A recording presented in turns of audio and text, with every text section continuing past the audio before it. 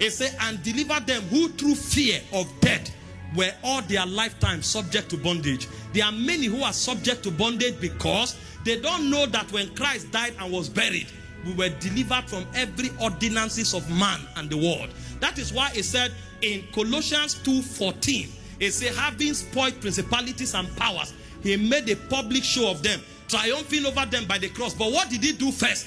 He first of all blotted every handwriting of ordinance that was against you. See, if you don't know this, you can't be a Christian. Being a Christian is beyond, I attend the church. You know, we have watered down Christianity and people are fighting to defend denomination. Somebody meets you, the first thing he calls is the name of his church, but he's not standing on truth. And people can kill to defend the name of their church, but they don't even know what they are standing on. Christ was buried, and because of that, you have the power to be separated from the world. And that is not all. On the third day, he rose again from the dead. So the life you are living now is a life beyond the grave. This is why we are sure that when we leave this world, we are not hopeless. When we leave this world, we are transiting to glory. Absence from the body is presence with the Lord. When he rose from the dead, he brought us into a new economy. Romans chapter 6 verse 5. It said, if we are risen with him, then we will walk in the newness of life. This is life beyond the grave. And this is where the victory of the Christian begins from.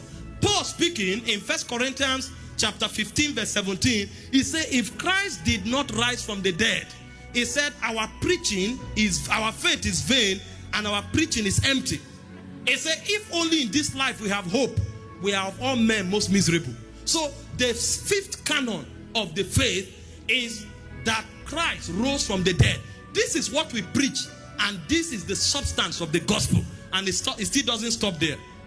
Christ ascended to heaven. I heard recently somebody said Christ didn't ascend to heaven, that he entered the disciples. God. We are in a generation of terrible heresies. You know, when you know too much, you have a problem. You want to now invent things in scripture. That Christ didn't ascend, that he disappeared and entered.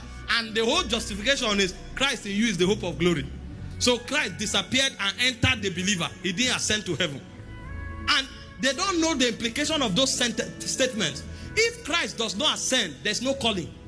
Because our callings comes from the ascension. In Ephesians chapter 4, from verse 8 to verse 11, the Bible said, wherefore he said, when he ascended up on high, he led captivity